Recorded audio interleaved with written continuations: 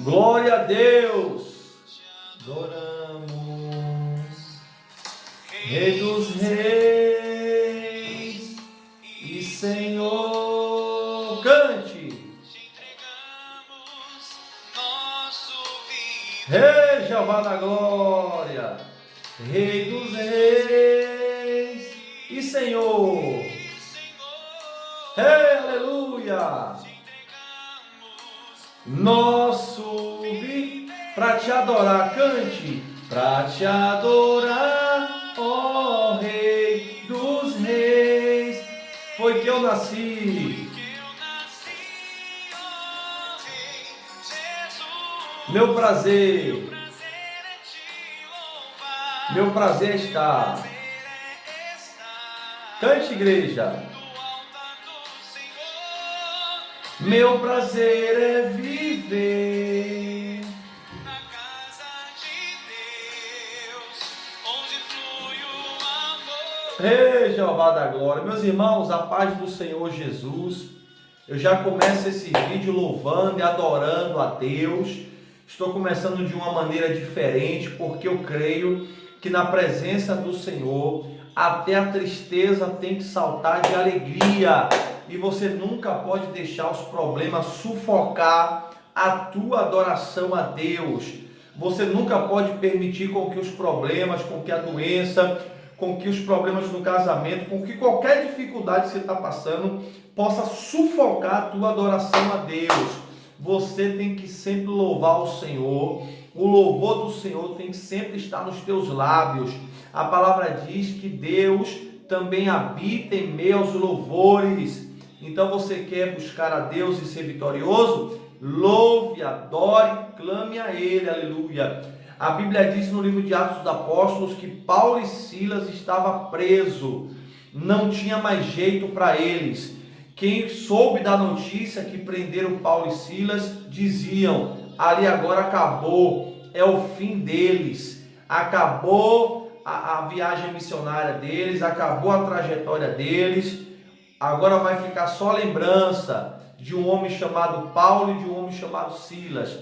Mas a Bíblia diz que à meia-noite, a Bíblia diz que Paulo e Silas, todos ensanguentados porque eles haviam levado várias chicotadas, eles estavam com o corpo dilacerado, sangrando. E a Bíblia diz que à meia-noite Paulo e Silas buscam força, se levanta e começa a louvar, a adorar a Deus, a louvar de coração. E a Bíblia diz que houve um grande terremoto que sacudiu os alicerces da prisão. E a Bíblia diz que a prisão quase vai abaixo. As portas das cadeias se abriram, os muros da prisão se racharam de cima a baixo. E eles poderiam sair daquele lugar ali, glorificando a Deus. Mas antes de sair, eles ainda conseguiram evangelizar o carcereiro. O carcereiro acordou e ia tirar a própria vida dele porque achou que os presos tinham fugido. E se os presos tivessem fugido e no outro dia o general chegasse e visse que o carcereiro deixou os presos fugir, o carcereiro ia ser morto. Então, antes de ser morto pela mão do general, da sua escolta, o carcereiro, isso é bíblico que eu estou falando, está lá em Atos dos Apóstolos, se não me engano, capítulo 19, a Bíblia diz que o carcereiro ia tirar a própria vida quando Paulo gritou, não tire a sua vida, nós estamos aqui, ô glória. E a Bíblia diz que o carcereiro ficou abismado com tudo aquilo e perguntou, o que é que eu faço para ser salvo? Aí o apóstolo Paulo disse, creia no Senhor Jesus, será salvo tu e tua casa. A Bíblia diz que o carcereiro creu, foi salvo, né? Confessou Jesus ali como Salvador, foi salvo e levou Paulo e Silas ainda para a casa dele. E lá Paulo e Silas ainda evangelizou a família do carcereiro, para a glória de Deus. Então é isso que eu te falo. Está doendo, está sofrendo, está triste, está padecendo, ok, é uma realidade, é um fato, sim. Mas não permita que isso sufoque o teu louvor a Deus.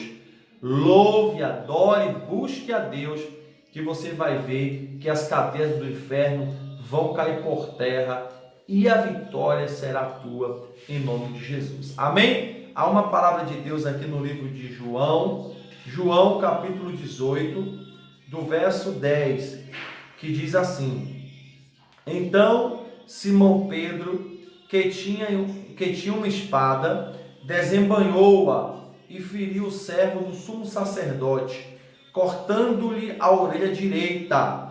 E o nome do servo era Malco. Ei, Jesus de Nazaré, poderoso. Eu amo a igreja, eu amo a palavra de Deus, porque você não tem só que ler por ler. Você tem que meditar, prescrutar, exaurir, examinar. Aqui essa palavra é muito rica em detalhes. Perceba que o apóstolo João, quando escreve, ele dá detalhes. Ele fala o nome do servo, do sumo sacerdote, diz que o nome do servo era Malco. Naquela época o nome do servo era irrelevante. Só que aqui o apóstolo João ele faz questão de dar o nome do servo, do sumo sacerdote, era Malco. E ele faz questão de falar que era um servo, mas servo de quem?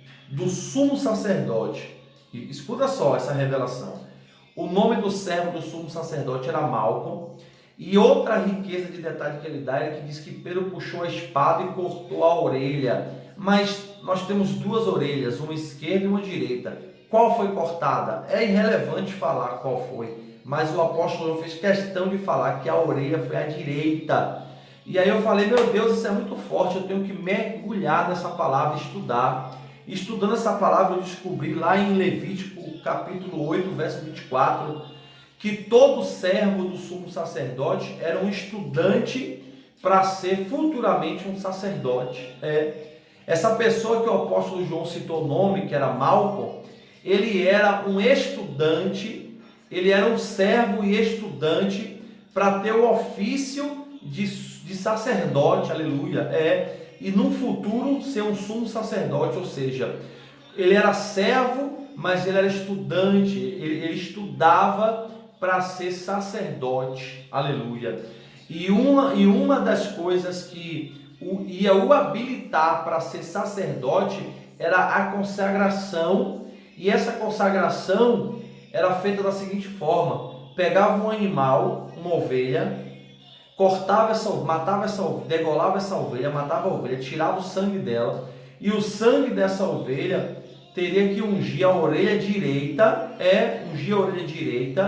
ungir o dedo da mão direito e o dedo do pé direito. Então esse ritual fazia parte de uma celebração para habilitar um servo de um sumo sacerdote para ser sacerdote. E a Bíblia diz que ele estava no seu último estágio. Ele já estava ali como um estagiário do sumo sacerdote, ou seja, nessa missão de prender Jesus Cristo foram vários soldados, e não foi o sumo sacerdote nem o sacerdote.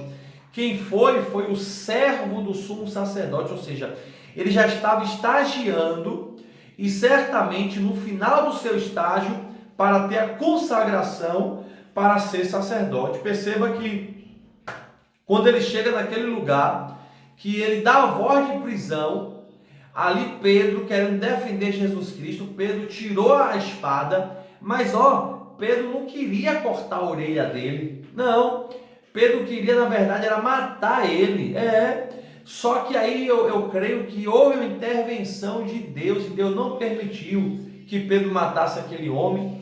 Eu creio ali que Pedro queria mesmo era matar ele, cortar o pescoço dele, mas não conseguindo, acertou a orelha dele direita. E a Bíblia não conta se decepou a orelha ou não, mas a Bíblia diz que cortou a orelha.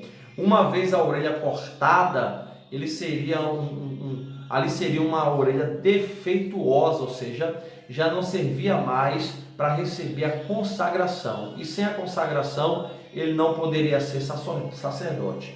Eu creio que naquela hora ali, amados, Pedro ele está cortando os sonhos daquele jovem de ser sacerdote, que era o grande sonho dele.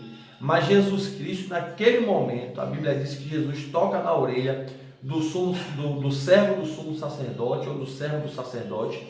Jesus toca na orelha dele e faz ali um grande milagre, restaurando a orelha daquele homem. Ou seja, Jesus é tão bom, tão poderoso, que não o tratou segundo os seus pecados e devolveu a ele os seus sonhos. Oh, glória a Deus!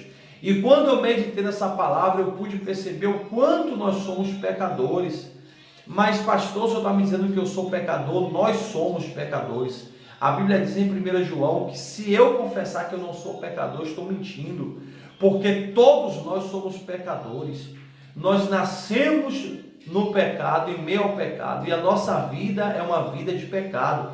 Mas quando você se converte ao Senhor Jesus Cristo, você não vive uma vida de pecado, mas ainda tem o instinto de ser pecador. Amém? Então, naquele momento, Jesus ali devolve o sonho daquele jovem. Jesus toca na orelha daquele jovem, restaura a orelha, ou seja, Jesus está restaurando os sonhos daquele jovem. Eu vejo o quanto Jesus Cristo é maravilhoso, o quanto Jesus Cristo é fiel para nos devolver os nossos sonhos perdidos, os nossos projetos não alcançados. E essa é a mensagem de Deus para a tua vida. Creia que Jesus Cristo não te trata segundo os teus pecados. Antes Ele te abençoa, te devolvendo os teus sonhos, os teus projetos. Jesus Cristo, Ele vai, quer e pode te abençoar. Então somente toma posse dessa palavra, porque vem da parte de Deus. Aquele servo do sacerdote foi para prender Jesus Cristo. Pedro corta a orelha dele, ou seja, Pedro ali está cortando o direito dele ser um sacerdote. Mas Jesus, sabendo que aquele jovem tinha muitos sonhos, muitos projetos, e de repente ele estava ali como uma pessoa cega, achando que estava fazendo o bem, inocente, movido por ideais, movido por desejos malignos de outras pessoas. Ele estava ali, mas na verdade na hora errada, no lugar errado, prendendo a pessoa errada. E naquele momento Jesus Cristo restaura ali a orelha daquele servo. Jesus Cristo está devolvendo a ele ali os seus projetos, os seus sonhos. Que Deus possa te abençoar ricamente, poderosamente, e devolver para você tudo aquilo que você perdeu. Jesus possa te dar em dobro. Amém? Que Deus e os céus te abençoem poderosamente. Feche seus olhos. Senhor Deus, amado e querido Pai, eu oro pela vida desta pessoa, meu Senhor, que o Senhor possa repreender todo levante do diabo, todo intento de Satanás contra os projetos, contra os sonhos dessa pessoa, sonhos frustrados, projetos parados. Mas eu tenho certeza que o Senhor devolve, meu Pai, os sonhos dos projetos dessa pessoa nesse momento. Tudo aquilo que está amarrando, impedindo, o Senhor joga por terra nesta oração, meu Pai. Restaure e abençoa rica e poderosamente, em nome de Jesus. Toma posse da tua vitória, porque a vitória é tua em nome de Jesus. Amém? Deixa o seu like, aperta aí, nesse sinalzinho aí do legalzinho. Deixa o seu like, deixa os seus comentários, o que você sentiu no coração. Comente esse vídeo e compartilhe esse vídeo com muitas pessoas, tá bom? Que Deus e os céus te abençoe em nome de Jesus.